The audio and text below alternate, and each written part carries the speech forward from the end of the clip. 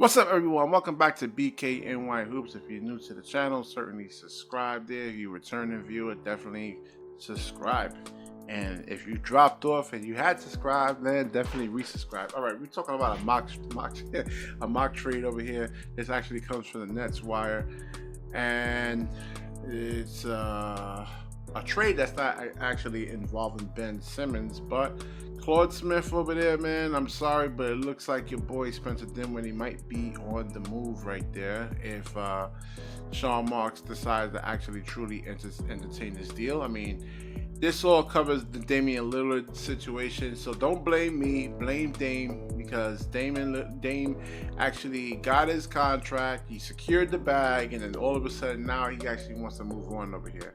So Dame is actually causing a whole lot of trouble to actually be caused over here, because Spencer Dinwiddie is actually one of really a fan favorite right there. They actually really truly like him. But will this actually make the team better? And Spencer Dinwiddie's actually really on an expiring contract, so who knows if he actually truly wants to stay or not. Maybe he doesn't. But Spencer Dinwiddie in Miami, this would actually be a really good move for them, because it gives them a guy who can actually start next to Dame, or actually really play as a good backup. So I don't know how him and Spoelstra would actually mesh right there, because some of the stuff that Dinwiddie actually pulls off, I don't know if Spoelstra is actually going to really truly kind of take that right there.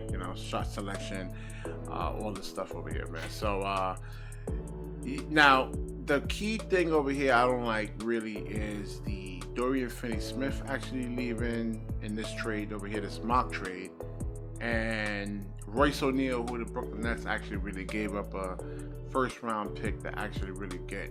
Now the picks you don't really know. You don't know how they're actually really going to materialize. Look at Zion Williamson right now. I mean, he's not even playing, but he played like 82 games in 4 years. Then you look at Ja Morant situation.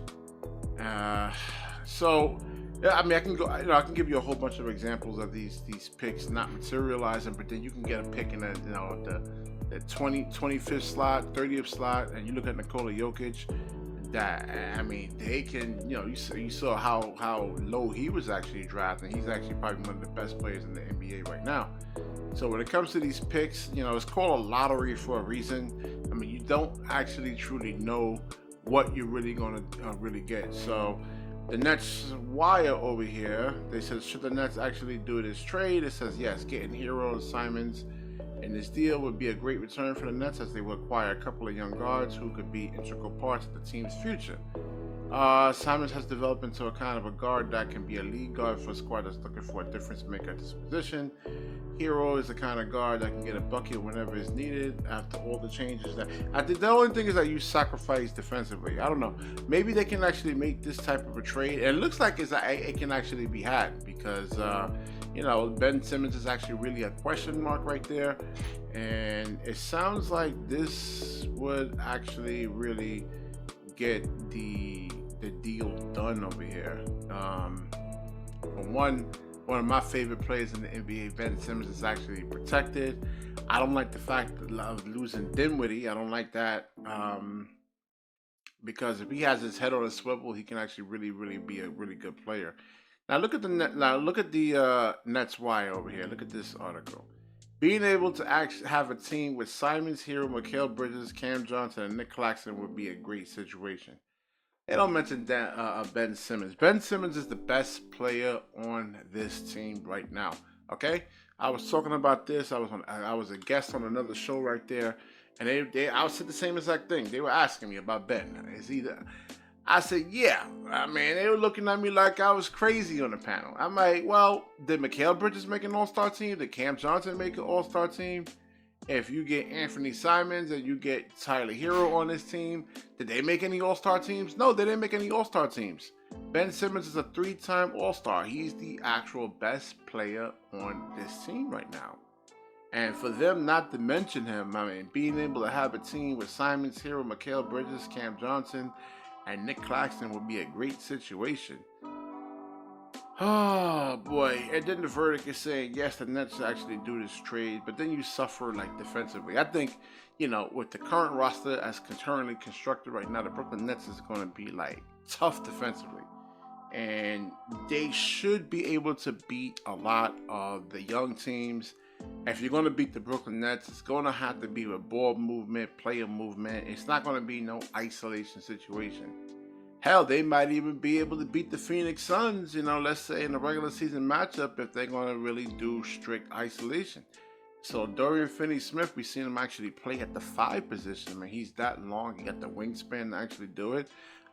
He can hit threes and he can cause, some matchup problems if the Brooklyn Nets actually wanted to go small. You put, like, let's say, Cam Johnson, Dorian Finney-Smith in there, Spencer Dinwiddie at the 1, Ben Simmons at the 5. Man, I really, really, really like that matchup right there, man. So whoever the 5 is will be guarding Ben, but then all Ben got to do is set a pick, and now that center will be switched on to, like, let's say Dorian Finney-Smith, or Cameron Johnson. But even like Cameron Johnson is like 6'8", 6'9". He could play the 4. So it may not be that bad. I mean, yeah, this would definitely be a better situation. I mean, somebody would definitely have to be coming off the bench over here, man. Most definitely. Somebody's coming off the bench, and either, I don't know if it will be Anfernee Simons or Tyler Herro. And I wish we can actually really truly get Duncan Robinson over Tyler Herro. Y'all guys let me know what you're actually thinking there. The Miami Heat actually had a better record with Duncan Robinson in there, where he's, you go look at the plus minus numbers. So I'd rather take Duncan Robinson though, man. So, system basketball, man. That's what you need. That's what you need. All right, so I will wrap this video up. Certainly like, comment, subscribe. Certainly share this video. When you share, the universe certainly shares back with you. Peace.